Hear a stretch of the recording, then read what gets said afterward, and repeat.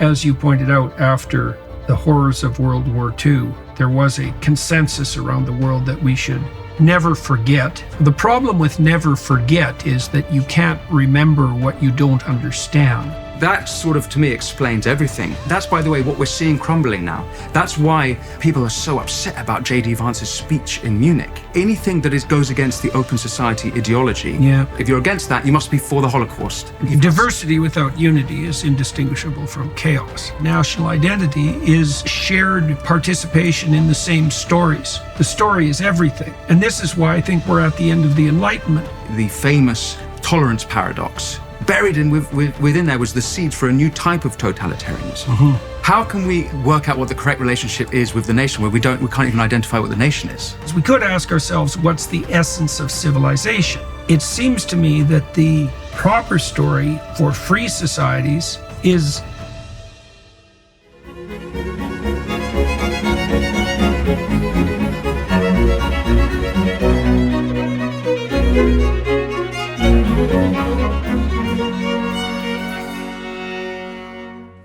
Hello, everybody.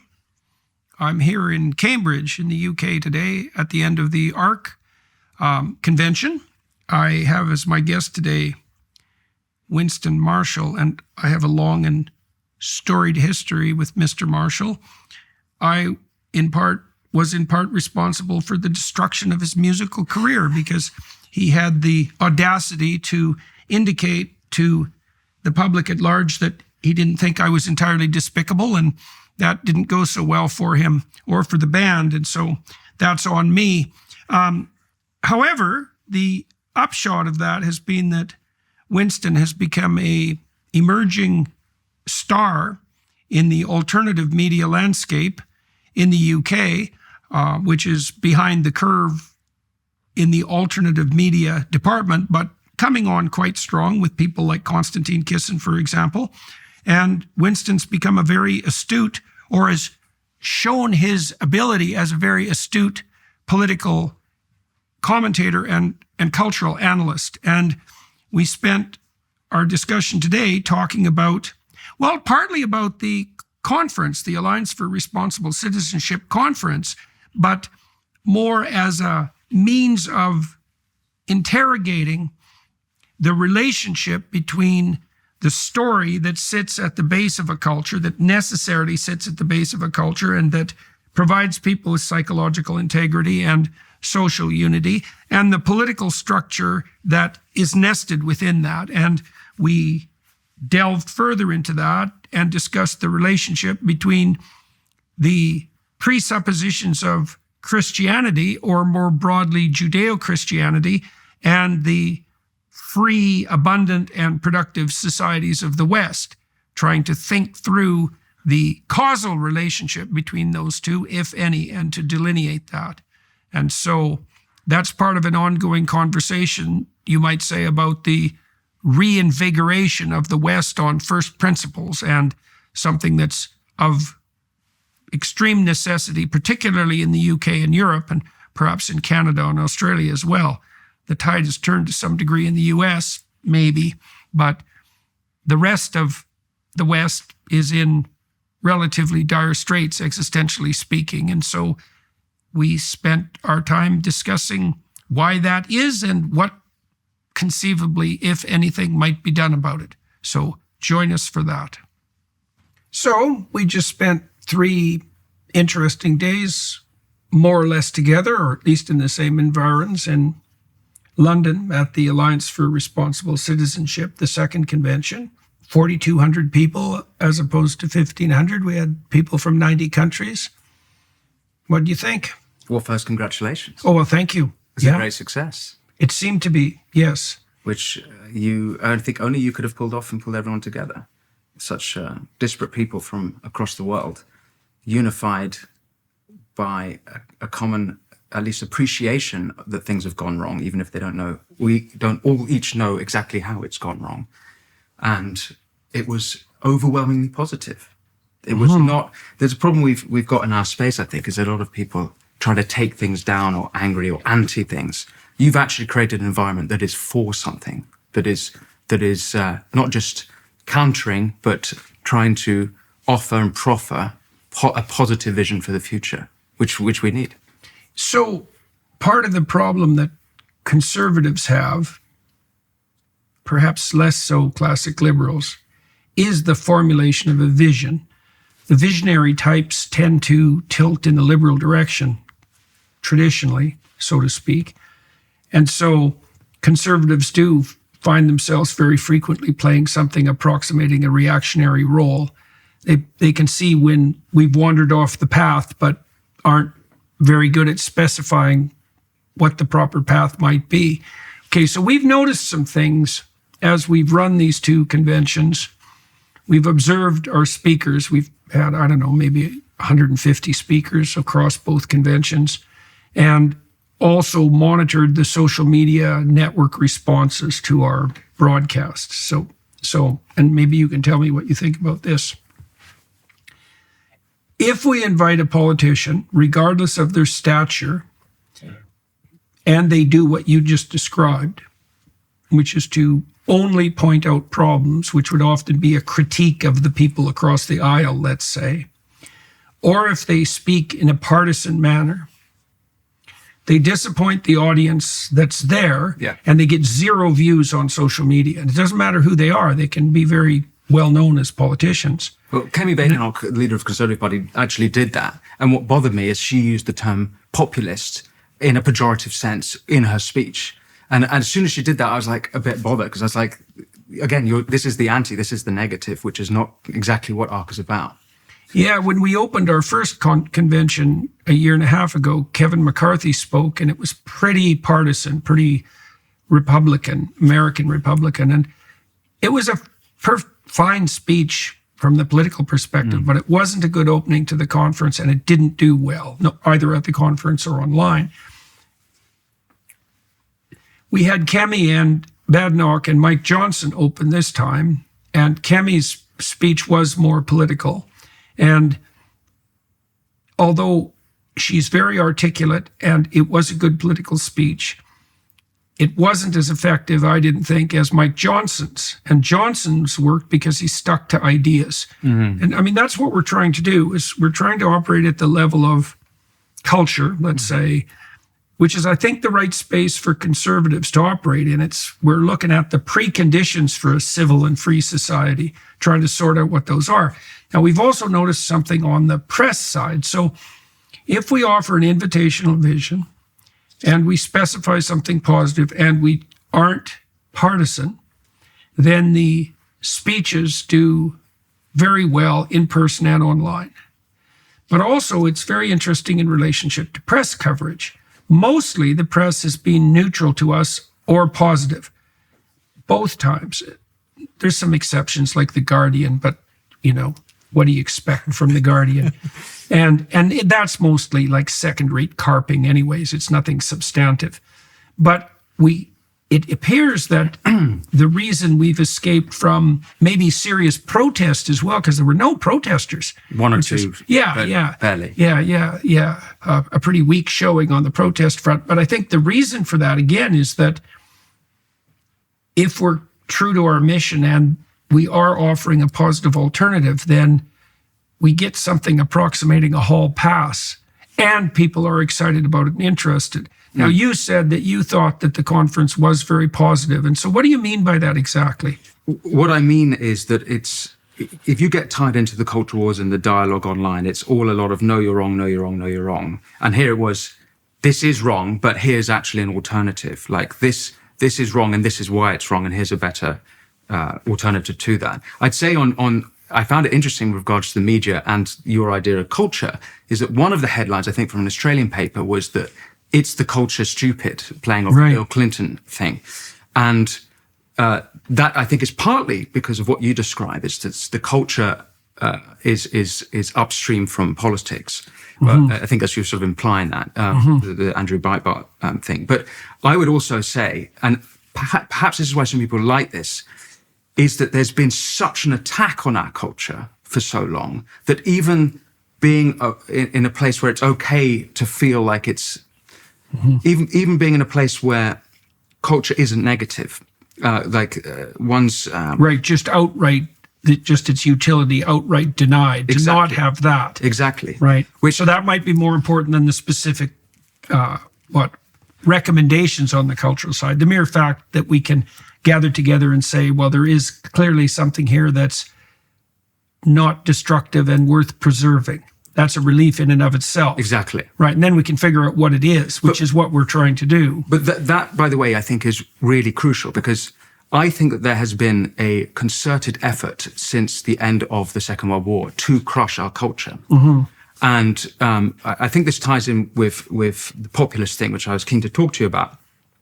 And a lot of populists will think, or a lot of people who frame the populist age, it's sort of over the last 30 years, you look at failed Iraq wars, $1 trillion spent there, the Wall Street bailout, 2008, turbocharged by COVID and the failure of elites there. But I think you can actually go back to the all the way to the end of the war. And this attack on the culture, which is inspired what I think is the worldwide populist movement, is been deliberately because we learned the wrong lessons at the end of the Second World War. So this is what the writer N.S. Lyons has called the long 20th century, which we're now coming out of. And so at the end of the Second World War, you have writers like Karl Popper writing about the open society, and they create this dichotomy between the open society and the closed society. And the motivation is never again, of course, like after the Holocaust.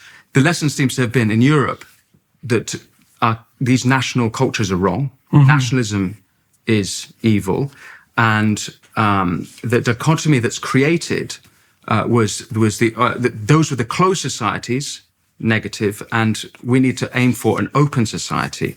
And so that sort of, to me, explains everything that's going on. It explains everything from mass migration, explains everything from the clampdown on free speech. It explains even the failure to address the British Pakistani rape gang scandal. It all comes from that. And even within that, there's been an attack on British national identity, mm-hmm. which another thing I'd like to get into with. So there has been this onslaught on culture, which we could perhaps talk about. But so there's this relief at ARC at the conference where it's like, oh, it's not. We need not be ashamed about these things, but also it doesn't go into because I do see an emerging reaction to this attack on our culture that is negative, and there is a some people are calling it sort of the postmodernist right or the woke right. There's a fraction which has got some elements to it that are not so pretty, mm-hmm. I think. Mm-hmm. So what ARC is to me is a positive contention with that, the failure of the post-war consensus. Hmm. Picture this. You open your browsing history, print it out, sign your name at the bottom, and nail it to your front door for all your neighbors to see. While you're at it, why not display it on a billboard along a major highway? Sounds absurd, right? Yet that's essentially what most of us do every day online, unless you're already protected by ExpressVPN, the sponsor of this video. Internet providers can track every website you visit, yes, even when you're in incognito mode. In many countries, they're legally required to store your browsing activity for years, just in case the government wants access. In the US, internet service providers can even sell your data to anyone willing to pay. But with ExpressVPN, your internet provider simply cannot see, record, share, or sell your browsing history because it's all encrypted. Both our hosts and production teams here at the Daily Wire use ExpressVPN to reroute all their daily activity through ExpressVPN's secure, encrypted servers to hide their IP addresses each day. Plus, ExpressVPN is simple. Just one tap on any of your devices and your privacy is completely protected. So if you'd like to join me in fighting for the right to privacy, use my special link to get 4 extra months of ExpressVPN for free at expressvpn.com/Jordan. That's expressvpn.com/Jordan.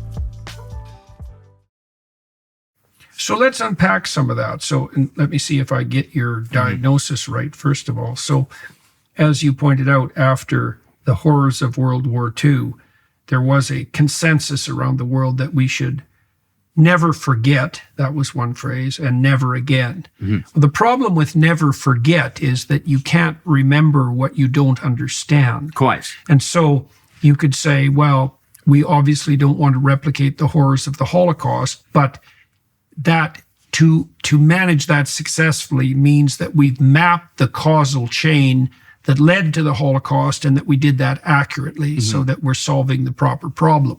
And your contention, as far as I can understand it at the moment, is that we reflexively identified something like nationalism as the core of the problem, maybe for the war as such, but also for the exacerbation of ethnic identity that produced the Holocaust. Yes. And that the antidote was something like a borderless open society that transcended national identity. Yeah. Okay, so let's take that apart a little bit. So the first part I can actually, color that in just to explain how bad it is, right? So at the end of last year, I was speaking at Oxford University for a Roger Scruton lecture. And the topic was, what is English and British identity? And there was a room full of students, presumably all conservative, and I was discussing that topic, what it is to be British, what it is to be English, the differences and what have you in the history. And then at the end, I asked the room, what do you think? Every single student in the room gave a different answer as to what it is to be English, which ranged from ethnicity, i.e. it was an ethno-nationalist argument, all the way to there's no such thing as Englishness and Britishness, and everything in between. No one agreed. That's the conservatives. Now, to add colour to that, our mutual friend Konstantin Kisin has just gone viral on Twitter a week or two ago because there was an argument he had with Fraser Nelson where he argued that Rishi Sunak, our former Prime Minister, might indeed be British, but that he, as a brown Hindu, was not English. Now, that erupted where he was smeared by left-wingers, the classic types, saying that he was arguing for ethno-nationalism, which he was absolutely not. But even within the right, there was no consensus on what that is. Now, I'll just tie it back to my thesis about open society. In 1944, there was a writer called Hans Kohn, who it was similar to Karl Popper, that there's they're thinking about how do we separate the good and the bad here about what a national identity is. And he didn't coin the phrase civic nationalism, but his thesis basically was what would become civic nationalism, which is civic nationalism, which good, is democracy, geographic sovereignty or land sovereignty, and a sort of civic duty. And then on the other side, they have ethnicity, which we probably all, it's different from country to country, but we all agree that it's a bad idea to say just ethnicity is on the other side of is the ethno-nationalism. But they also lumped in culture.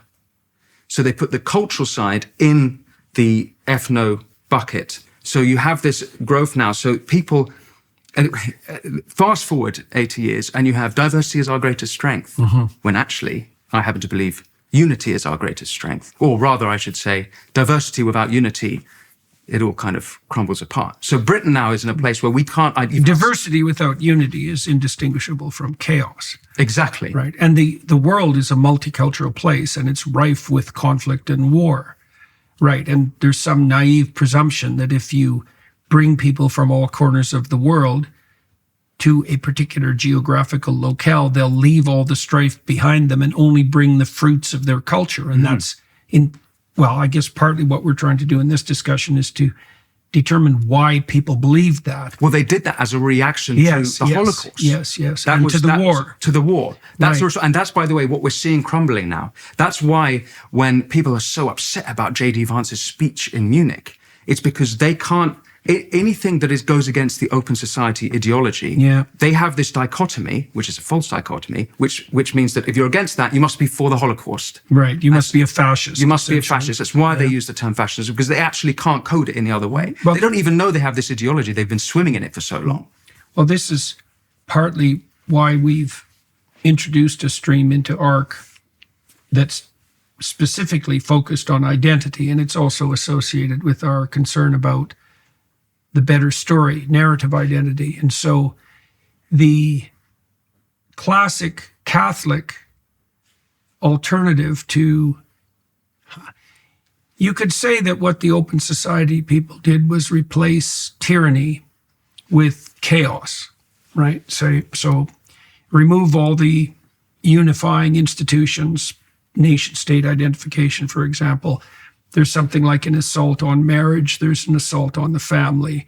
There's the assault on local identification. It's like all those layers of social identification get associated with something like oppression and fascism. That would be a variant of the patriarchy critique, right? The patriarchy, which as far as I can tell is something like any form of hierarchical social arrangement, is in essence oppressive. Now, the problem with that hypothesis is that something can become oppressive when it degenerates without being oppressive in its essence. And I think part of the reason that people are so lost now, and perhaps part of the reason that the ARC movement has become successful, is that people understand that the destruction of those hierarchical identities has left them bereft. So, and I think that psychologists have actually contributed to the problem in a major way, sort of regardless of their philosophical orientation, because clinical psychologists, including the famous psychologists like Freud and Jung, had this implicit idea that mental health was something that characterized the individual, that it was something like brain health, except it was the psyche, and that you carried it around inside you. And so that means if you were a well-constituted individual, you had a well-organized mind. But that's not right. It's seriously not right, because it eliminates the fact of our social being in a profound way. Freud sort of thought of the human being, let's say, as a collection of id-like drives and instincts, right? And that those were suppressed by the superego. So it's a combination of the viewpoints of Rousseau and Hobbes. Hobbes would have said the human being left to his own devices is an internecine war of conflicting impulses. There has to be a Leviathan to impose restraint on that.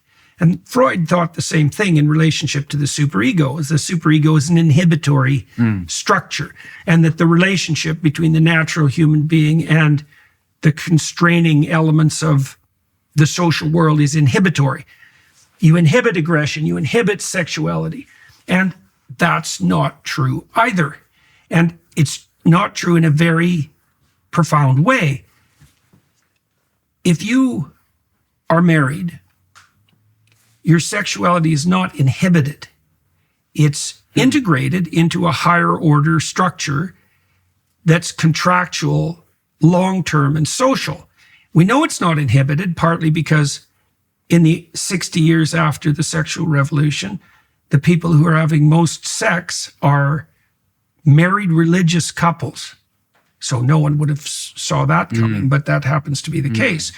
It isn't that sex is inhibited or that you're subject to the patriarchal oppression of marriage as a contractual obligation. It's that sexuality finds its place in a higher order game. Well, if you're in a marriage, who you are compared to who your wife is starts to become extremely blurry, right? Part of your identity is husband, maybe 30% of it. And then the integrity of your psyche, which might be the balance of your emotional function, is actually dependent not on something that's going on in your head, but on the integrity of the relationship, right? If the relationship is well negotiated, then you're not overwhelmed by existential angst and you have some hope. Yeah. But the dynamic is external. And then you could add, children to that. Yeah. And the same thing happens. Now you're a father and your psychological health is dependent on the integrity of the social structure. Yeah. The same with town, the same with state, the same with nation, right? And then you could ask, what's all that nested in? And the conventional answer to that is something like one nation under God, and that would be the ultimate superordinate principle. And then the identity becomes the harmony across those levels. It's not internal. And when you lose all that, now that is something you'd lose if this open society idea is taken to its limit, because all of those social arrangements become part of the fascist patriarchy and have to be dispensed with. But that leaves people with nothing. Well, so that's exactly what happened. And they deliberately got rid of any relationship with the nation, with the country, even though these are ancient things. Like the English people are an ancient people. This is deep within our psyche. I believe, although, I mean, you better answer how. I'd like to know, from your point of view, what is the correct relationship to have with one's nation? Because it seems that the lesson after World War II was that there is no correct relation. This wasn't the same lesson in America, by the way, because I think that their lesson was, we Americans we defeated the Nazis. And kind of had that a little without being responsible for them. Without being responsible. But Europe had a completely different story for itself about what happened. Yeah, the Americans didn't emerge from the Second World War with guilt. Right. Not really. Yeah. In fact, quite the contrary, right? Because as you said, they stepped in as saviors, so to speak, and quite successfully. And you'd think the British would have had the same response, seeing as even at one point, we were the only ones standing up to the Nazis. But something... Well, and you did to some degree. Like there was that strain of pride in that victory, but it did get suppressed across time. Okay, well, let's... Suppressed across time to the point now that if you even have an England flag draped across your front door, you're besmirched and belittled. Yeah, I suppose as far right and racist. Right. So the glory of the World War II victory for Great Britain was eclipsed by the shame of the colonial enterprise. Something like that. Okay, so you might ask, we could inquire into the nature of national identity. Yeah. Now, I think identity works the same way at all the levels we described, but to the degree that there is a national identity, I think the technical definition of a national identity is shared participation in the same stories. So one of the things I've figured out, and we're trying to promote this view, let's say at ARC, because we want to get the story right. Well, the first thing you need to know is that the story is everything. And there's a technical reason for that. So, and this is why I think we're at the end of the Enlightenment. The Enlightenment folks believed that you could orient yourself in the world as a consequence of the facts. But the problem with that is that there's an infinite number of facts and combinations of facts. And so you drown in a landscape of unmediated facts. So you have to prioritize facts. And that's what a system of values does. A system of values prioritizes the attentional significance of the facts. So if you go to a movie and you watch the protagonist, you map what he attends to, what he gives attentional priority to, and that enables you to duplicate his emotions in your own body. And then you evaluate the consequence of that value structure as it plays itself out across time. And the reason we find that gripping is because there isn't anything more important to us than how to determine how to prioritize the facts. So a story is a description of the way someone prioritizes their facts. Okay, once you know that, the next question that emerges is what then is the correct story? But even independent of that, it leaves you with another conclusion, which is that you and I share an identity only insofar as we participate in the same story. Yes. It's the definition. It's like with your wife, for example. You might say, well, what unites you? Well, a shared vision of the past, present, and future. It's a shared story. Yeah. You know, and you can understand that if you also understand how it might fracture. So one of the shared axioms of the story might be sexual fidelity. Okay, so that gives you a foundation. Because we're true to each other, all of these other things remain true, right? We understand our commitment to the past, we understand where we are now, we understand where we're going. If you violate that, the story falls apart and, well, the whole relationship is plunged into chaos. There's no identity, there's nothing that's unifying.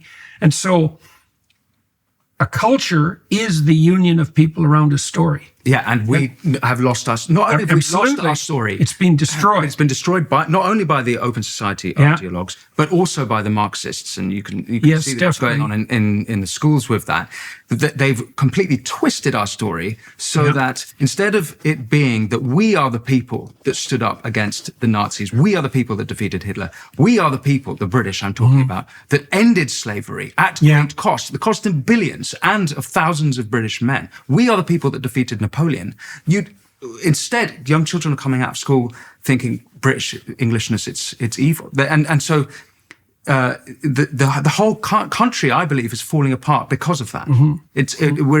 We're really in the period of chaos, and that's why also you have Sadiq Khan banging on, as I said, diversity is our greatest strength. Like that's intentionally because that's their proposition, that's the best they've got, but it can't last. And so again, back to the arc, it was a feeling like, okay, maybe it's okay to actually feel these things, but the answer, the question that hasn't been answered is, what is the correct relationship with the British with their story that includes all of these people that have come here, who have their own stories, and without answering that question, we won't find unity as a nation. Right, and that's the same question: is what are the core values? Success in business isn't just about offering an amazing product or service, though that's certainly essential. What truly sets thriving companies apart is having powerful, reliable tools working behind the scenes to streamline every aspect of the selling process. These are the systems that turn the complex challenge of reaching customers and processing sales into something that feels effortless and natural. That's exactly where Shopify enters the picture, transforming the way businesses operate in the digital age. Nobody does selling better than Shopify. They're home to the #1 checkout on the planet. And here's the game changer. With Shop Pay, they're boosting conversions up to 50%. That means fewer abandoned carts and more sales going to your bottom line. In today's world, your business needs to be everywhere your customers are, whether that's scrolling through social media, shopping online, or walking into a physical store. Shopify powers it all, seamlessly connecting your business across the web, your store, customer feeds, and everywhere in between. And here's the truth. Businesses that sell more sell on Shopify. Join over 2 million entrepreneurs who have already discovered the power of unified commerce with Shopify's all-in-one platform. Upgrade your business to the same checkout we use with Shopify. Sign up for your $1 per month trial period at shopify.com/JBP, all lowercase. Head to shopify.com/JBP to upgrade your selling today. That's shopify.com/JBP. Well, okay, so this is an argument that runs parallel to your observation of the consequences of the Open Society philosophy. So it's a Marxist presupposition that the fundamental uniting story is one of power. Now, we could take that apart. Marx himself actually approached that in a relatively simple and in some ways straightforward and in some ways even accurate manner. He posited that the fundamental dimension of differentiation between people was socioeconomic position. And that is a fundamental differentiator. And it might even be the fundamental differentiator, among many. But that was the Marxist proposition. And then once you knew that the fundamental determinant of the interrelationship between people was comparative socioeconomic status, you could divide people into the oppressors and the oppressed. You could tell a story about virtuous revolution on the part of the oppressed, and away you went. You had the whole ball of wax, let's say. Now, the problem with that is that the basis of socioeconomic differentiation in a non-corrupt society isn't power. It's productive competence, right? So that's a big problem. Now, it can degenerate in the direction of power, but it was obvious that Marx was wrong because capitalism ended up being so productive because it did free up genuine productive resources and it was a voluntary game that the impoverished pulled themselves out of poverty, even though the distinction between rich and poor remained.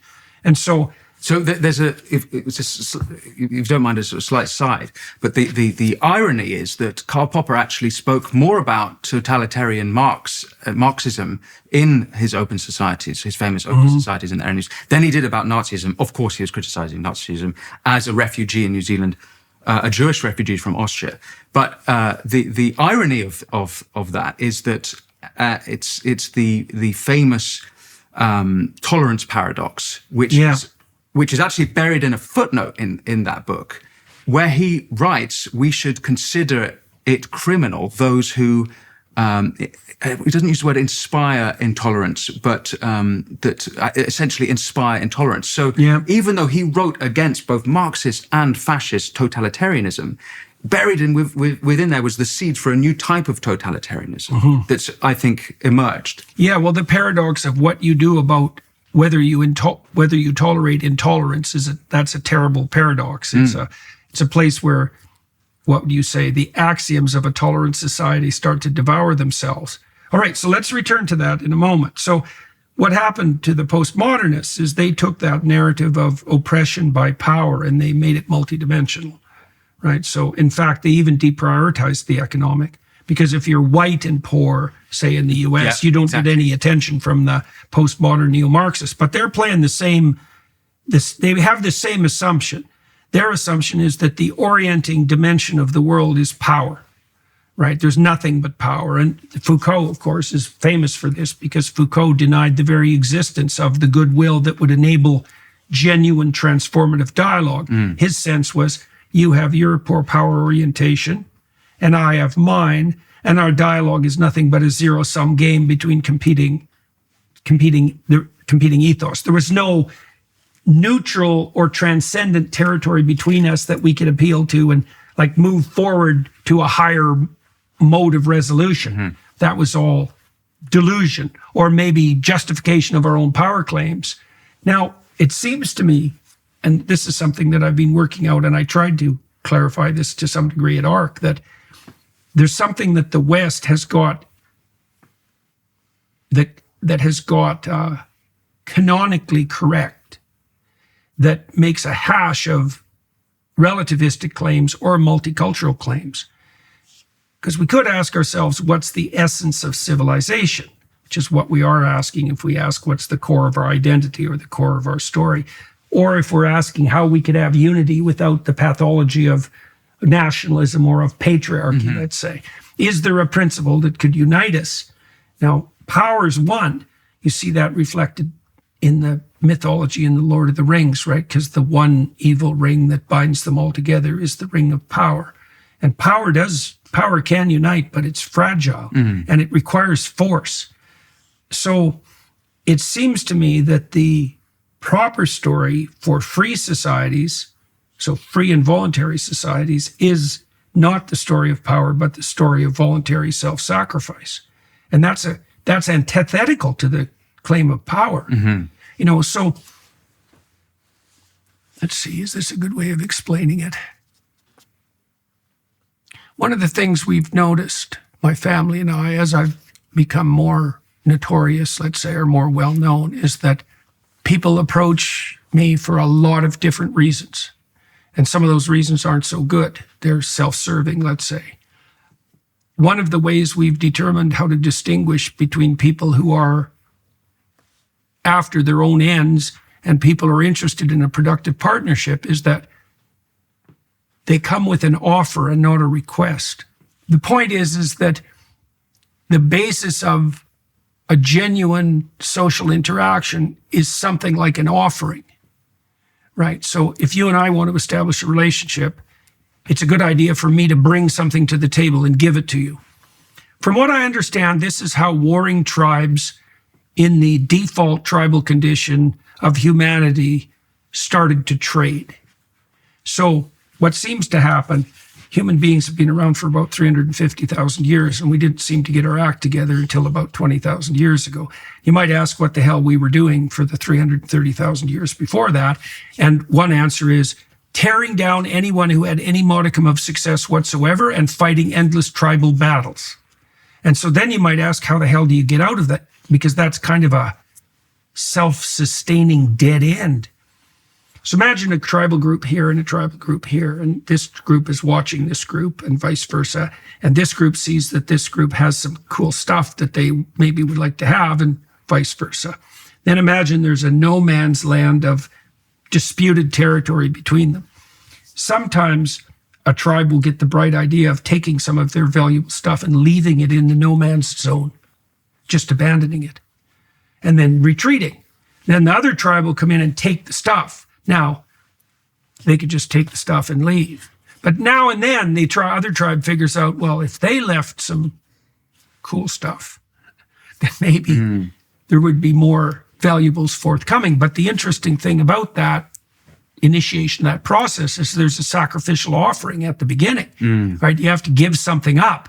And I do think it's that act of giving something up voluntarily that actually defines, well, I think it defines the psyche with integrity, but even more importantly, it defines society. It's not power.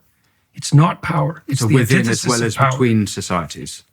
Within the individual and between yeah, I think we establish psychological integrity by having each of our internecine drives give something up in relationship to an emergent totality. That's what happens when you mature, right? You start sequencing your whims in a way that allows each of them to attain their end, but in some order over some time period in relationship to some goal. Some of that goal would be the establishment of genuine social interactions. But all that's sacrificial.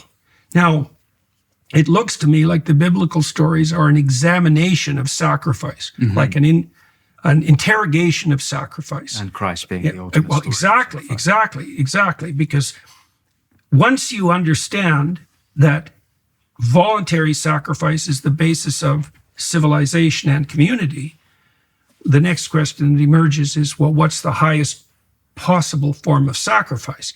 And that's actually the quest, you might say, that the biblical stories arrange themselves around, because you establish the principle of sacrifice actually with Adam and Eve right at the end of that story, but certainly with Cain and Abel. There's two patterns of sacrifice established there, the pattern of Abel and the pattern of Cain. But then that's fleshed out as all the stories progress, and in principle that culminates in what we construe as the ultimate sacrifice, which is something like a total sacrifice, right? So then you might ask yourself, is it true that a totalizing sacrifice is the basis of social abundance? This is why Christ is the miraculous provider of the water that eternally replenishes and the fish that multiply and the bread that doesn't end. The idea is that if you establish the right pattern of sacrificial identity, you produce a society that is endlessly abundant. It's like a meta principle. It's a meta principle of provision, and it's based on the idea of sacrifice. And it seems to me, I think what's revolutionary about our time is that I think we can now understand that, like explicitly, instead of it being buried in our stories. With regard to the national identity, forgive me for going there, and what I'm reading from what you're saying, but maybe I've got this wrong, is that there's a correct interplay, a correct sacrifice that the nation should have for the individual and the individual should have had for the nation. There's a certain amount of the individual should give to the nation and the nation in return. Well, that would be something like you see that also in the biblical stories, say in the story of Abraham with the establishment of the idea of covenant. Yes, exactly. Right. So what happens with Abraham, this is dead relevant as far as I'm concerned. So God comes to Abraham as the voice of adventure. He says to Abraham, if you leave your zone of comfort and venture out into the terrible world, I'll make you 4 offerings. And one is your life will be a blessing to yourself. Another is that your reputation will become enhanced among your compatriots for valid reasons. The third is that you'll establish something of multi-generational permanence. And the fourth is you'll do it in a way that will increase universal abundance. And I think those 4 offerings each speak to the heart of man, you might say. People want status, for example. So what the story does is it stacks. It's so interesting. It stacks the developmental instinct, which might be that search for expansive adventure that would take a child away from his home and then turn him into a teenager and then a man, that willingness to venture into the world. It hypothesizes that that's a divine instinct and that its full manifestation will produce the proper social ordering. So it unites the instinct for individual development with the pattern of social interaction that produces permanent abundance. And that seems to me to be right. And so a national identity in part is going to be a variant of that offering. It's right. You're going to offer something to the community wholeheartedly. And the consequence of that there'll be an offering in return. And so there's just on that, because Yeah. an added problem, I think, for the British and the English, if we're going to use biblical terms, is that covenant. You use that. Now, the Israelites, are going in and out of, if you read through the Old Testament, they're in and out of covenant. They break their covenant with God. Continually, Even after Moses brings them to the promised land, then you have Joshua, but then the book of Judges, they break their covenant. Yeah. They have false gods, and they have this chaos. And they fragment. They pursue power. consequence. They pursue hedonism. Yeah, exactly. So I think that's kind of what we're experiencing now. We can't quite agree what that covenant is. I mean, it's even taboo now to suggest we're a Christian country. So even though, our flag is Christian, even though our national anthem starts with the Your word king God, is head of the church. our king is head of the church. Nominally. That has been tied in with one of it's not quite taboo, but it was taboo to even say you're a Christian until the last 5 years or so. When I started in the music industry, I was told, whatever you do, don't tell anyone you're a Christian, even though I wasn't at the time. And that might have changed, but we are so lost. We have so broken our covenant as a nation with who we were, who founded us, that I guess it's the period of Judges. So not only how can we work out what the correct relationship is with the nation where we can't even identify what the nation is? Right. Well, we have exactly the same conundrum in Canada. I mean, it's so interesting watching Canada's response to Trump's proclamation that our nation should become the 51st state, because one of the consequences of that is that the same Justin Trudeau who announced formally that Canada had no national identity, that we were a post-national state, and that we had no unifying history, nothing but a legacy of oppression and racism, is now flying the flag, even though he has stated in no uncertain terms that there is no unifying force behind the Canadian project. But there is no difference between that and the kind of fragmentation that makes you desperate psychologically and unbelievably weak as a nation, right? Because there is nothing pulling you together. But the fundamental question is, well, what is the proper unifying principle? Yes. Right? And so you said, for example, that we threw out the nation and even intermediary patriarchal structures after World War II because we were afraid of the proclivity of those arrangements to degenerate into, say, fascism or communism. And fair enough. But you can't throw the baby out with the bathwater. Right. One of the things that you might ask yourself is, how do you stop national identity from sliding into fascist ethno-nationalism? Yes. And well, the American solution to that has been one nation under God. Yeah.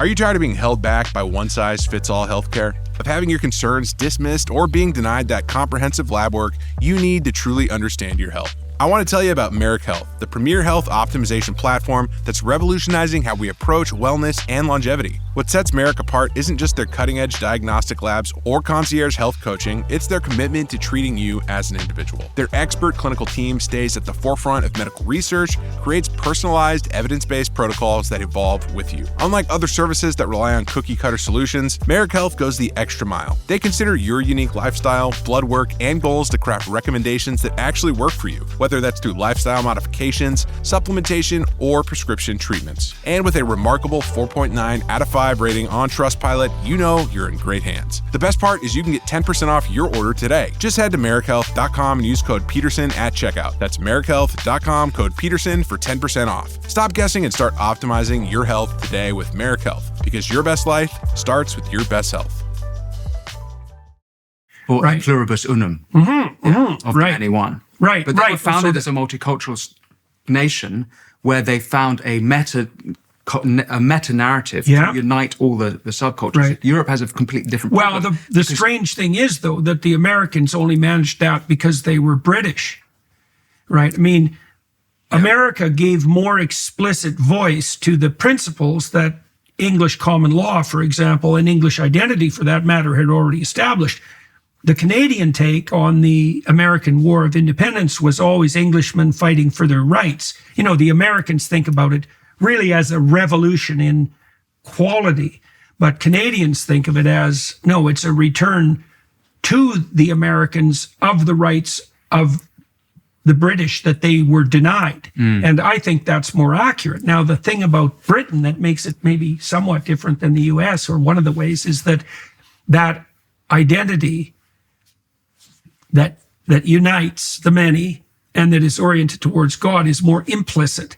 It's more coded in English common law rather than being part of a Bill of Rights. It's coded in the manner in which the monarchy evolved across time and in the relationship between the monarchy and Parliament. But it's there.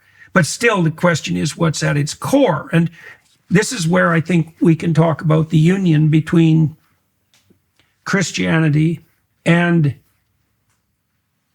the transcendent reality that puts the nation in its proper place. It shouldn't be the nation uber alles. The nation shouldn't be worshipped like God. Well, then the question would be, what's above the nation? Well, the idea would be God. And then you might ask, well, what's God? Well, the Christian idea is that God is Christ. For all intents and purposes, well, Christ is at minimum, this you could speak psychologically or politically, Christ is at minimum the principle of maximal voluntary self-sacrifice. And that should be the superordinate end. So what that would mean, for example, is that the true king serves the poor, right? Because that would be how power would manifest itself sacrificially. And you see that's part of the Christian drama, is that the King of Kings was in service to the lowest of all. And you see that echoed in the Old Testament stories continually too, where lowly people, so to speak, are given their due regard as made in the image of God, right? And that seems to me to be an appropriate principle of sovereignty. Like what? I don't know. You could replace it with the classic vision, like the Roman vision, which would be, if I can crush you, then you're weak enough so that I should. Right, that actually makes me moral. The fact of my power is an indication of my morality. And there's a logic in that, right? I mean, that's the attraction of the strong man, right? That might be the attraction of someone like Andrew Tate. If I can't hurt you, why shouldn't I? But, well, then you think, well, we're not going to turn to that principle. Well, what do you have as an alternative? The abdication of any sort of authority or power? And then you get nothing but weakness. The alternative seems to be something like the inversion of power, so that the true sovereign serves the most dispossessed. That's certainly core to the Christian ethos. But that's maybe where we've got that. So back to the post-war period. It's we can't let the Holocaust happen again. Obviously, we all agree on that. So then we must prioritize those minorities. We must prioritize those minorities over the majority, which is part of the motivation to kind of kill that common culture that we had, I think. Which is also why, I don't know if you saw the Ordo Amoris argument come up between, there's a sort of English, I guess I would say open society ideologue called Rory Stewart against J.D. Vance, and they're arguing about the correct order of love. And the open society types want to prefer the other over the yes, I saw that. Conservatives want to prioritize the family. The open society types prioritize the periphery over the center. That's a classic postmodern move. Well, I think. Go ahead. Carry on with that. Also, I think that you could tie in the environmental stuff. Is that? Yes, I agree. They go all the way that they even prioritize animals and the environment, and not just all sentient beings, but all living life and rocks. You know, they go so much to the extreme there, and that's where you have the rise of veganism and all of this other stuff. Possibly, but no, I think that is a. I've had extensive discussions with Jonathan Pageau about this problem, and it's the problem of the center versus the periphery. Okay, so here's something cool. The original church, the the center of the temple is the Holy of Holies, and the priest can only go in there once a year. And that's where the ark was held, and the ark had, I think, Aaron's staff in it and some manna, something like that. And so Aaron's staff would be something like the living staff of tradition, right? The staff that can mutate and transform, but maintain its integrity. So that's like the living force of tradition. And manna is the descent of the food from heaven that nourishes the soul. It's something like that. So then that's in the sacred box, and that's at the center of the tabernacle.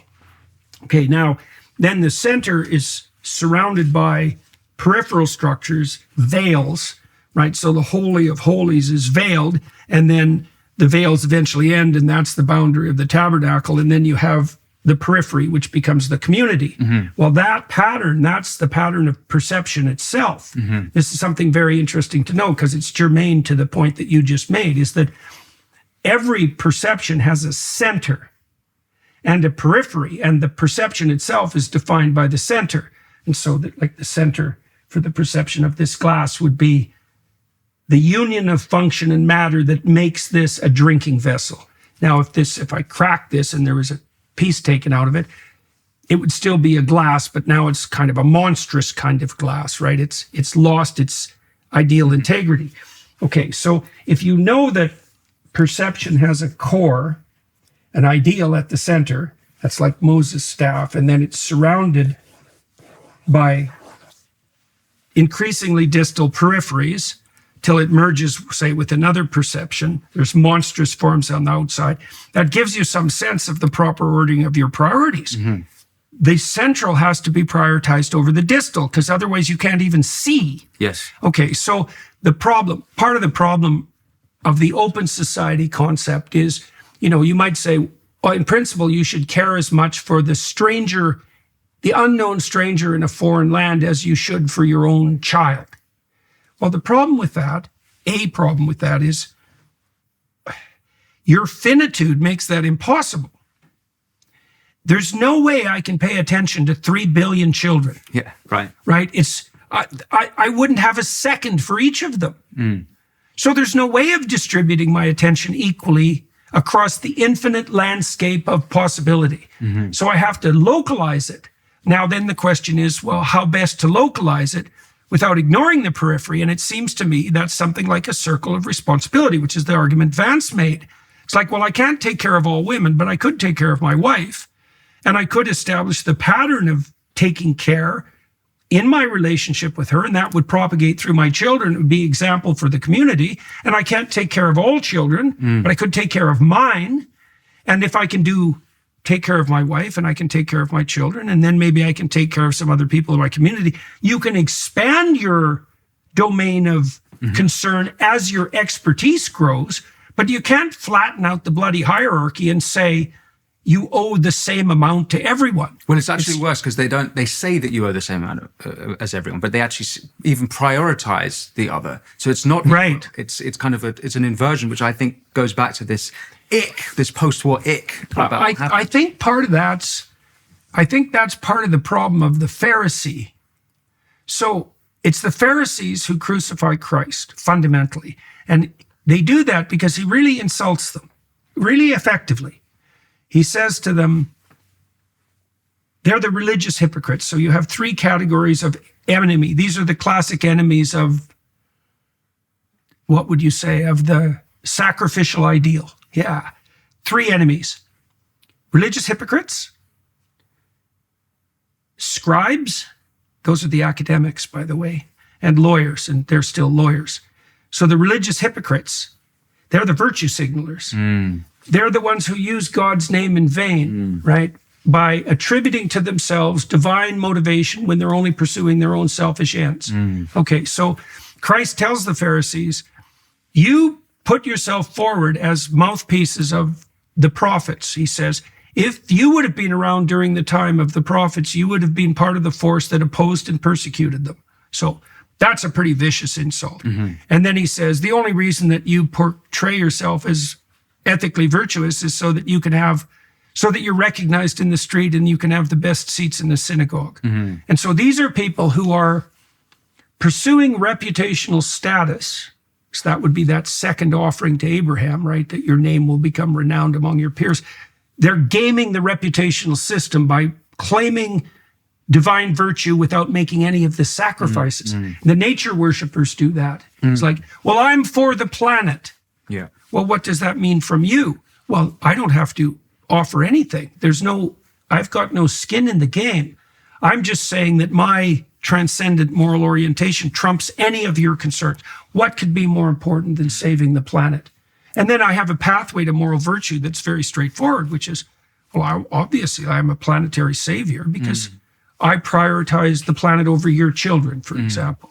Right, so that proclivity to accrue unearned moral virtue is a cardinal sin. Yeah. And that tendency that you described to prioritize the periphery ties into that perfectly. Yeah. Right, because I can say, well, look how wonderful I am. And that's what the net zero people do, as far as I'm concerned, on the backs of the poor. It's like, we're concerned about the planet.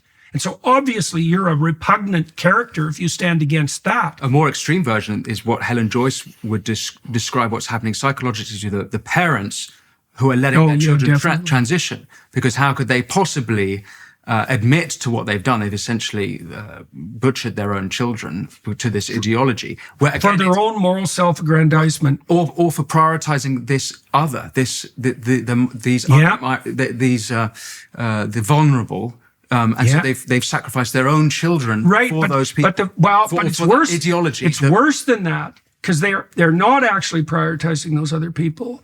They're using the claim that they're prioritizing those other people, so that's their tolerance, to ratchet up their status and to ratchet up their moral reputation. Yeah. And so they're actually sacrificing their own children for the sake of their moral status in their community. Look how tolerant I am, right? Look how widely embracing the arms of my maternal virtue are. I have the most peculiar child, and yet I'm such a wonderful person. I still love them, right? Yeah. And you're right that they'll never admit to that, because if you saw yourself in the mirror and you were that person, you would never recover from that. Yeah. It's so brutal. You said earlier about the damage that psychologists have done, and which made me think of, there was an American psychologist in the 50s called Gordon Allport. Allport. And he had this concept of the sort of hate speech pyramid, where at the bottom you have hurty words, and at the top you have genocide. And this is part of the same worldview of the open society ideology, is that we've got to stop the Holocaust happening again. And this, in terms of damage done by psychologists, I think is the foundation that's led to hate speech and led to hurty words being criminalized in Britain. And I'm not sure if you're following the level of not just non-crime hate incidents, of which has been 250,000 registered since 2014. We tried to bring in very similar legislation in Canada with Bill C-63. Well, of course, yeah, exactly. Except it's worse, I think. It's on hold for now because Trudeau prorogued Parliament. But Bill C-63, it's part of the Online Harms Act, and it purports to protect children from sexual exploitation. Who could object to that? Exactly. But you have the top part of the sandwich is protection of children, and the bottom part of the sandwich is protection of children, and the middle is the most authoritarian legislation I've ever seen anywhere. It would produce a whole society of informers hell-bent on criminalizing non-hate crime incidents. Yeah. And it is associated. I agree that, there is a sense that you don't want to start the ball rolling in the genocidal direction. And fair enough, but before you intervene, you better make sure you have your causal sequence right and the diagnosis proper. And if your theory is, well, words of criticism lead to genocidal murder, then you should work on your causal reasoning a little bit more.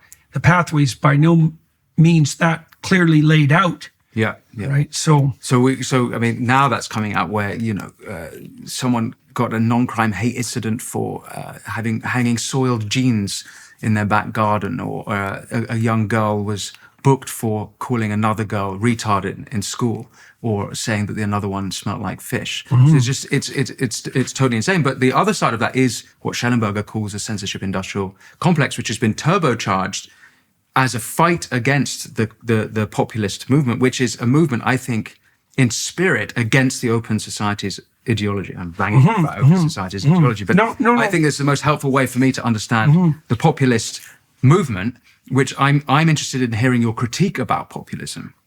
Well, I think that there are forms of embodied wisdom that are relatively resistant to propositional derangement. If you're smart and you worship your own intelligence, which is highly likely if you're smart, you end up with this Luciferian temptation to presume that the world should fall at your feet because you happen to be intelligent. I guess that's how God curses people he blesses with a high IQ. You have this Luciferian temptation, and the Luciferian temptation is to fall in love with your own well-reasoned presumptions, and the intellectual elite are very prone to such things. And so they can derange themselves with the quality of their own thought. Sensible working class people who've put themselves together in the physical world, you might say, they're inured against that, I would say, to some degree by the harsh realities of their immediate existence. You know, if you're a demented farmer, you're going to be broke and miserable pretty damn quickly. Now, the problem the working class has is they can't articulate their wisdom worth a damn. You know, and so lots of people have come up to me and said that listening to me has helped them articulate what they know to be true, which is what an intellectual should do, by the way. I think that the populist instinct in that regard at the moment is very solid. You saw that, the trucker convoy in Canada, in the farmer protests in Holland in particular, and in Britain. And I'd say in this country, the working classes, the ordinary people, know they might not be able to articulate it with words, but they know what it is to be English. They know what it is to be British, and it's not an ethno thing. They understand the culture. They wouldn't be able to articulate it, but they know it. They instill it. They have it instinctively. Yeah, well, and I think that insofar. It's the high IQ sort of middle class, upper class people who are trying to tear it down with words. Sorry. Yes, well, it's a funny thing too, because those are the people who've benefited maximally from the structure, or they want to play both ends against the middle. Yeah. I mean, I saw this with Ivy League students, because at Harvard, for example, and at the University of Toronto, when I was talking to left-wing students and they were talking about, say, the oppressive nature of the elite, I thought, you're the elite. Yeah. Like, you might be on the junior end of it, but the fact that you're at Harvard means you're already a member of that club, and thoroughly. So what do they want? If you earn more than 30 grand a year, I think you're in the top 1% in the world. Something like that. Well, there's also that. Of course, there's that as well, which puts everyone in the West in that elite position. Well, yes, fair enough. But certainly the case for students at high-quality universities. And I thought, well, what's driving their identification with the oppressed? And the answer is, well, part of it's guilt, because they've been given a position of privilege, let's say, without necessarily having thoroughly done the work to justify it. But we could leave that aside. There's a much worse motivation, which is that there's never enough for someone who's narcissistic. And so if Harvard opens its doors to you and now you're a member of the elite, you might say, well, you could rejoice at that gift. Or you could say, that's not enough for me. I want all the privileges of the elite and all the moral cachet that goes toward the oppressed. So now I'm an ally of the oppressed. So I get to have all the reputational status of the oppressed and all the advantages of the elite. Right. And that's the position that increasingly the university educated hold in our society. Illustrating the perversion of this open society ideology that I've been trying to explore with you. Yeah. That says it better than any example you could give. Yeah, well, there's always a shadow side to moral proclamations, right? It's like, well, the postmodernists did point that out to some degree, but it's one of the things you really have to ask yourself is, who pays the price for your moral proclamations? And if the answer isn't you, then you don't have any right to the proclamation. I mean, one of the things that we're all trying to work through this in ARC too, because ARC is not a conservative right-wing movement. It's not a political movement. No. And you can see that partly in our approach to energy policy, which is, well, we'd like energy to be as close to free as possible, insofar as that's commensurate with a free market society. We want to do everything we can to drive energy costs down. Well, why? Well, because energy is wealth for the poor. And that's the simplest way to put it. If energy was cheap enough, there wouldn't be any people who are absolutely poor. There'd still be people who are relatively poor. And so that's not a classic right-wing approach, because it's concentrating on the people who are poverty-stricken. But we're trying to come up with answers. Well, it is. I mean, you mean that in the sense that that's not what left-wingers think of right-wingers. They assume. Yes, sorry, I'd missed my train of thought there. One of the things that struck me to the bone watching the political discourse over the last 15 years is that the radical left would sacrifice the poor to their planet-saving pretensions in a heartbeat. And that's very surprising, because you might think that the core of the ethical left is service to the poor. Yeah. But now you see with net zero energy policy, and I know the conservatives are also guilty of that, is that if push comes to shove and it's my pretensions to be a planetary savior versus you being able to heat your house when you're 70, it's like, we'll see you later. Can you believe that Good Friday and Easter are just around the corner? These are the most important holidays in Christianity, and Lent is our time to prepare our hearts. Lent is traditionally a time where Christians grow closer to God through prayer, fasting, and giving to others. And guess what? Hallow has created an amazing way to do just that with their Lent Prayer 40 challenge called The Way. Don't worry if you haven't started yet, it's definitely not too late. This challenge helps us remember that Jesus is the way to heaven, showing us that true peace, love, and joy require genuine sacrifice. You'll love this. Mark Wahlberg and Chris Pratt are leading some incredible challenges about sacrifice and surrender. Jonathan Rumi and Sister Miriam James will guide you through these powerful stories and prayer experiences. And Father Mike Schmitz, his Sunday sermons are absolutely spectacular. This is already shaping up to be Hallow's biggest Lent ever, with thousands of people from all over the world joining together in prayer. Here's the best part. You can get 3 months completely free when you sign up at hallow.com/Jordan. That covers the entire Lent challenge. Once you join, you'll discover a huge catalog of guided prayers, meditations, music, and so much more, all designed to help you grow closer to God and find the peace that we're all looking for. So download the Hallow app today and jump into the Lent Prayer 40 challenge. Your spirit will thank you. Yeah, it's important to note that the Conservatives, particularly in this country, but I think across the West, have been part of that net zero program. I once went on LBC, which is a radio show, and there was an MP from each party, including the Tories, and it was off topic. They suddenly went into net zero, and everyone agreed. Yeah. I was like, what's going on here? I'd say for ARC, there were... The classic left was represented. You had Maurice Glassman of the Lord Labour peer. You had Eric Weinstein, who he'd call himself a progressive. So it's not all the left, which is, I think, something that those who didn't go to ARC might assume it's some right-wing convention. And I actually think that was one of the beautiful things, is there are people who identify the same problems. We might have different solutions to them. And I thought that was a sort of wonderful thing that you got right, and maybe there's more room for those people there. But also in terms of this right-left wing thing and the way it's coded in low definition, I think one way of understanding ARC was a bit of like Hayek's definition. Have you read his essay, Why I'm Not a Conservative? No, and it's kind of, he has a paradigm where you have the sort of conservative, progressive line, and then you have the liberals who are kind of like a thermometer who will align, because they're more principle rather than temperament. They'll align with whichever side is less authoritarian or closer to their own principles. So at the moment, the liberals, and you've said this quite a few times, the classical liberal types are aligning with the conservatives, because it's the progressives and the left who have gone completely authoritarian. And I would lump in the open society ideologues in that bucket. And that seems to me what the new paradigm is, the new dichotomy.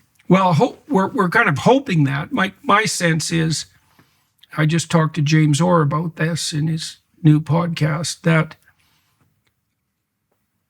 the conservatives see, it seems to me that the classic liberal project is viable when certain preconditions are met. And I think the conservatives stand for the maintenance of those preconditions. Now, it's complicated because the preconditions for liberalism are probably not well propositionalized.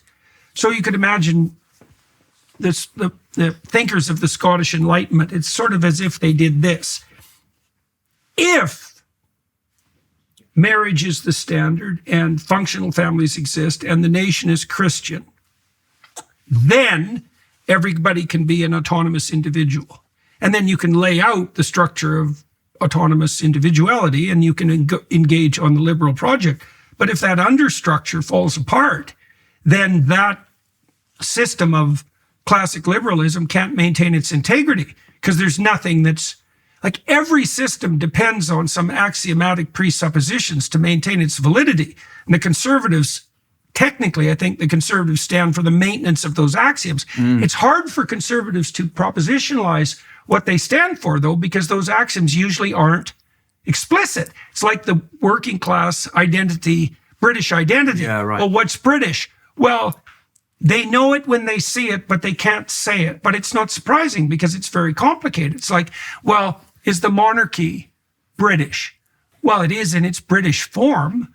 And what's the British form of monarchy? Well, you could unpack that for a month, right? It's something like, you know, I think the American system lacks this to some degree. It's executive, legislative, judicial, and symbolic. There's a problem with the American system. That's right. The symbolic collapses into the president. Why everyone loses their shit with Trump. It's also why America produces dynasties, right? Like the Kennedys and the Bushes. And so, and who knows where that'll go. But the monarchy in the UK has this symbolic quality. It's extremely useful. And it does take a fair bit of weight off the executive branch. Because the prime minister isn't the king. Right. And the prime minister himself has to kneel before someone. Right. It tempers him. Right. And the king is supposed to be kneeling before God. Quite. And then the question, of course, arises which God and is God real? But that's our king has that problem, by the way. Of course he does. Well, his God in some part is Gaia. And that's not a good substitute for someone who runs the Church of England. You know, and it's a degeneration into nature worship. And the nature worshipers say, well, there is no higher deity than the earth. It's like nature worshipers always end up sacrificing children. And you can understand why. You already laid it out earlier in the argument. You said, well, if you prioritize rats, you deprioritize children. Like that's a zero-sum game. Right, because it is zero-sum. Of course it is. Exactly. Relative value is a zero-sum game. Yeah. You know, and so if it's the planet first, then children aren't first. And well, you can see the consequences of that because we don't have any children. Yeah. So, yeah. So back to Britain. Let's talk about, well, I'd like to hear your view on the situation in Britain right now. I talked to Kemi Badenoch and I talked to Nigel Farage. You guys have a split on the conservative side. Yeah. What do you make of that? And are you, well, let's talk about that more generally. We had a general election last year. Sir Keir Starmer won with 20% of the electorate. He's not a popular prime minister, and he's only gone down in popularity. He won because the right was split, as you say, between Reform UK and Nigel Farage is just sort of seen as our populist, and I think he would say I think he's even said it on my show, to some extent he's a populist. And Kemi Badenoch, who's got this impossible job where half the party have not learned the right lessons from the election. They think they lost because they went too far right, and then they gave seats away to the Dems. And then the other part of it seems obvious to me, they lost because they lost their votes to Reform, who was on the right of them. So she's got this very difficult task to take a whole organization, which is itself split. It's not entirely clear to me that she has the authority even within it, because it's CCHQ. And she's got 4.5 years to take them to an election where every time she says anything in Parliament, Sir Keir Starmer can say, you had 14 years. Yeah. Why don't you do anything? Yeah. And likewise, she gets outflanked on her right. So it's kind of a very difficult situation. Reform UK have, I guess, their problems are that they're storming up the polls, which is encouraging for them. Their problems is, can they get together enough people? You know, need to get 300 or 400 candidates for the next election. Yeah, and qualified and useful candidates. Exactly, which is extremely difficult. I mean, actually, technically, the Conservatives have the same problem, because I would say there's very little talent in their ranks in Parliament at the moment. So it's not entirely clear to me what will happen. And so anyone who has any predictions, it was so much. It's 4 years away, the next election. So much happening in 4 weeks. So calling what might happen is impossible. Some people say there might have to be some sort of deal. Maybe that's the case. Can she make it to the election? Well, there'll be some kind of deal, because at least the Conservatives at the moment have the advantage of being able to fight. Like the fact, you see, this happened in Canada, right? Because Reform UK was named after the Reform Party in Canada. And what happened 30 years ago, something like that, the right split in Canada. There were a variety of reasons for that. Part of it was that the Conservatives were no longer arguably sufficiently libertarian or socially conservative. And so there was a fracture in the ranks. And Preston Manning pulled the Conservatives back to the Conservative side. Yeah. That took a number of years, and then the Conservatives reunited. But it was a salutary operation, all things considered. And I think now in Canada, we have at least some leaders on the Conservative side who have some spine. And that was a consequence of this war. Now, you could imagine that because Badenoch faces Farage as ferocious opposition and vice versa, they could use that opportunity to really hash things out. You know, so Farage is a little more daring at the moment on the net zero side than Badenoch. He hasn't come out and said that the whole bloody climate apocalypse narrative is a dehumanizing and parasitical scam, which it is, but he's at least making overtures in that direction. Now, Badenoch, when I interviewed her, she pointed out that she was leery about the rampage towards net zero, especially on the economic side, right from the beginning, and more power to her. But the thing is, they can play off each other and see how far they can push the argument and what that does in terms of their popularity. There's an opportunity there, and that would be true with regard to all conservative policies. Like maybe within the Conservative Party, first principle arguments couldn't be undertaken, but now they have to be. So, you know, and they're both smart, I think. I was very impressed with Badenoch. I mean, she's an engineer, so she thinks like an engineer, which is really systematically and thoroughly. And she's also a lawyer, though she hadn't practiced as a lawyer, was at least trained in law school. So is she smart enough, though? So, for example, Kamala Harris, some people have ridiculed her as being dumb. And if you listen to what she said through the election, you'd be like, maybe she's an idiot. But it might be that she wasn't actually that dumb. It was that she wasn't bright enough, in that she had so many different factions and trying to keep this whole operation going that she was censoring herself from losing the wrong people, whether it was the woke side of her party or the more sort of conservative side of her party. She couldn't quite have the dialogue to pull it all together. If Baden plays this game that you're describing, she risks losing people. She could lose the right wing of her party. They could just go over to Reform. The left wing could go over to Lib Dems. It can kind of fall apart. It's almost like, is that the realm for that conversation? Farage has a huge advantage. There's only 5 MPs that he's got. Right, so he Well, I think the Democrats in the U.S., there's a reason Harris didn't go on any podcasts, a couple of reasons. The first is that the Democrats are so clueless when it comes to the alternative media that they might as well be living in 1970. We invited, by we, I mean a group of major podcasters in the U.S. We've invited Democrats to speak with us. We've offered formal invitations repeatedly for 8 years. And we mediated those invitations through one of the Democrats' central political messengers.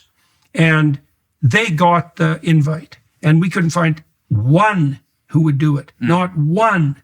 Now, Dean Phillips talked to me after he got slaughtered in his presidential campaign because he got betrayed so badly by his Democrat peers. And I've talked to RFK and Gabbard, who are,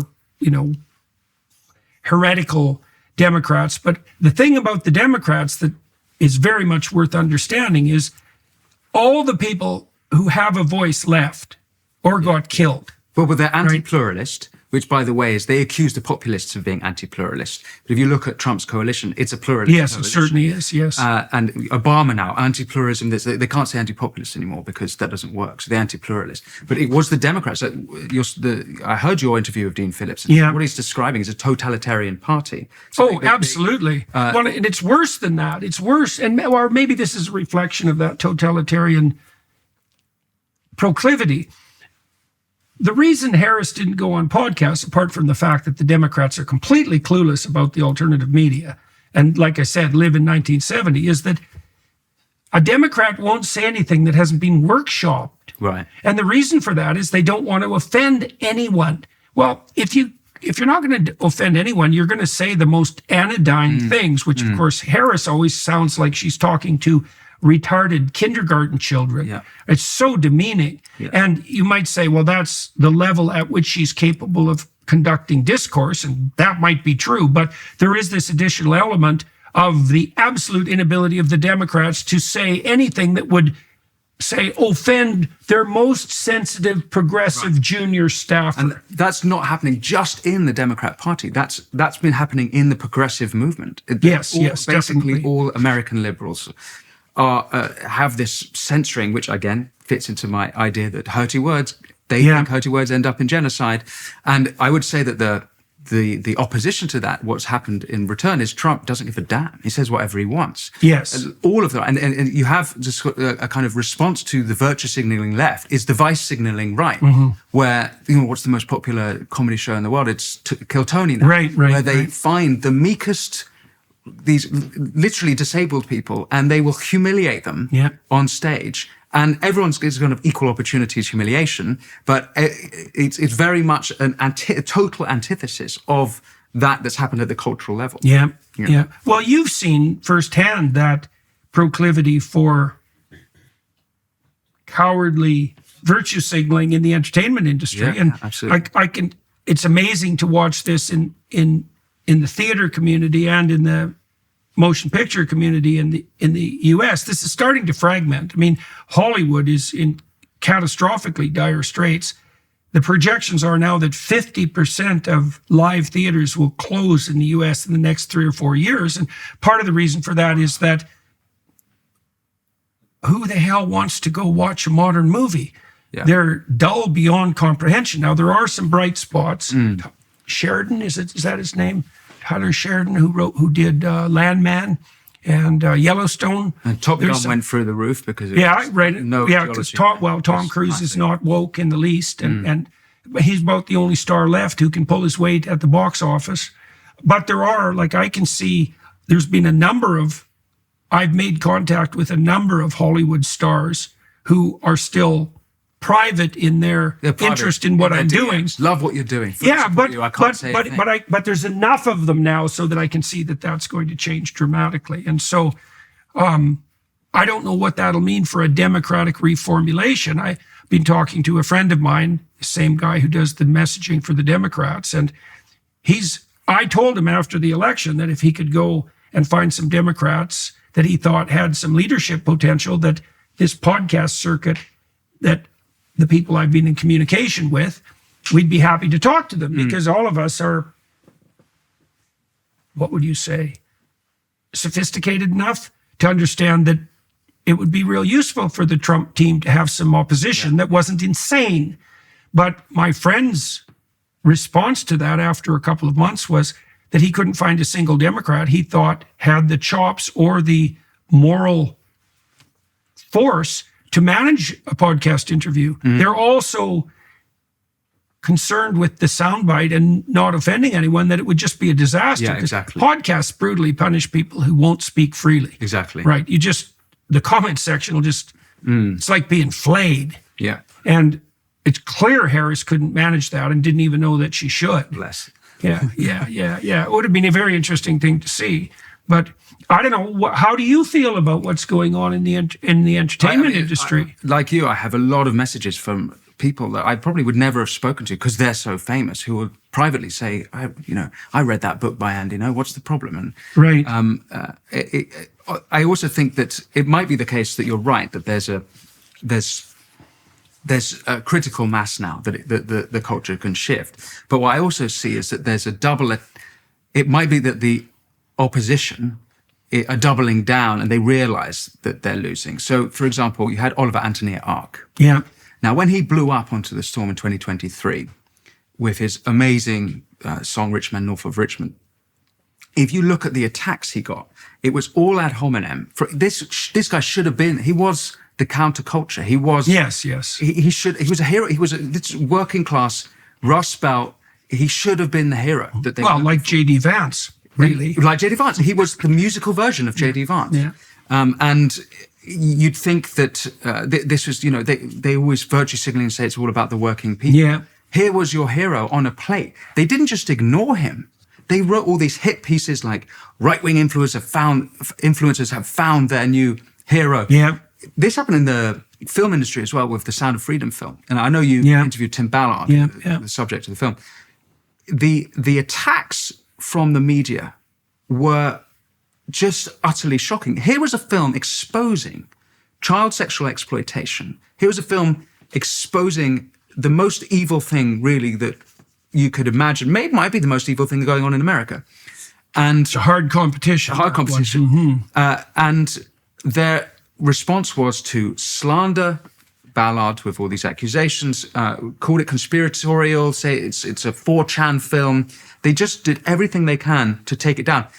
And even it made a fortune. It actually slayed at the box office. So you thought they're not even money has. I know. They're not even motivated by their own self-interest. Yeah. Yeah, that's a dangerous person, Yeah, exactly. Yeah. So what you're seeing with those attacks is that they're no longer ignoring, they're attacking because that's maybe the last gasps of this era, of this period, where there'll be, I hope anyway, I pray that we'll break on through and get to the other side where it's like you can talk normally again. I think we're probably there in certain, like I mentioned, Kiltony or, the podcast circuit. People don't care anymore and people watch those in droves. But these last industries, theatre's supposedly the worst of the lot. So we'll see what happens there. But I see it maybe moving in that direction. Maybe. We'll see. I think what we'll do on the Daily Wire side is we'll talk about the shifting communication landscape in the UK and Europe, because it looks to me, in the United States, the new media forms are now dominant. And Not here. No, I know. That's what I want to talk about. The biggest podcasts in this country are all mainstream media. Or rather the mainstream media ideology. And we can talk about that. Let's talk about that. Let's talk about that. And we can talk about how Trump observed that and catalyzed it as well, or at least put the finishing touches on it. And I'd like to talk to you more about the UK and about France and Germany, about Europe in general, and what you think the implications are of the emergence of this MAGA populism in the US. We can talk a little bit more about populism too, because we didn't get a chance to flesh out the advantages of a populist political movement and the disadvantages. Yes. And so we'll turn to that. So for everybody who's watching and listening, you can join us on the Daily Wire side. We'll continue for another half an hour there. And apart from that, well, any words to sum up your observations in relationship to ARC, let's say, because that's sort of the issue of the moment on the political front, as far as I'm concerned. Any closing thoughts about what happened there? Apart from saying it was phenomenal, it feels like that the Overton window was edged on a few topics, whether it was net zero or talking about our culture, as we've described a little bit in this conversation. And I think that's something that people like Douglas Murray are so good. It's like articulating what's in the zeitgeist but not yet been said. And so listeners should go to the ARC YouTube and watch all the I think one of the things we're doing, conservatives in Canada have told me that, and some of them in the US as well, have told me that the role I've played culturally for them is to establish a beachhead in relationship to difficult topics. So I can criticize climate apocalypse mongering, for example, and go substantially farther in that criticism than they would be willing to go. But by moving the beachhead 200 yards up the beach, let's say, they can come up 50 yards, and that's fine. And I think that's actually the role of ARC, is to push the envelope, and to do that intelligently and carefully and positively. And in the right direction, because the envelope's getting pushed in another direction. So I hinted at this early in the conversation, but one response to the open society, those who observe the open society ideology, is that they say, oh, look, all of the philosophers behind them are Jews. Yeah, right. And they go, oh, George Soros, open society, Jew, he's the one doing it. So then you have this new emergent anti-Semitism I see coming on the right, because they're taking the wrong lessons from what's going on. Even though they might have observed correctly about the open society ideology, they're making the wrong decisions there, I think. The opposite of one falsehood can be another falsehood. Exactly. Right. Well, you see the same thing with regards on the masculinity side, with regards to the attraction of people like Andrew Tate. Right. And you can understand why he's an attractive figure, because he's at least not a cringing milksop. Right. But so if that's damning with faint praise, you might say. Right. So, and when it comes to Andrew Tate, you've done a great job in your work in identifying the positive masculinity, lest it be hijacked by those types. Which and certainly that, I think, will is be. The responsibility of art, is to identify the positive things we have to articulate, lest it be hijacked by those more nefarious actors. Yes, which is inevitable. That's another thing we could talk about too. I'd like to talk with you about the dynamic between the cluster B psychopaths and the political, because that can happen on the left and the right. Okay, so we'll leave. Definitely seen that on the right. Yes, definitely. So we'll leave that for the Daily Wire side. Thank you very much for talking to me today, and to all of you who are watching and listening on the YouTube side, your time and attention is much appreciated. And to the film crew here we're in Cambridge, as I've got a speaking engagement here later, and so thank you for the opportunity on that front. And we'll talk to you another half an hour on the Daily Wire side. Thanks everybody for your time and attention.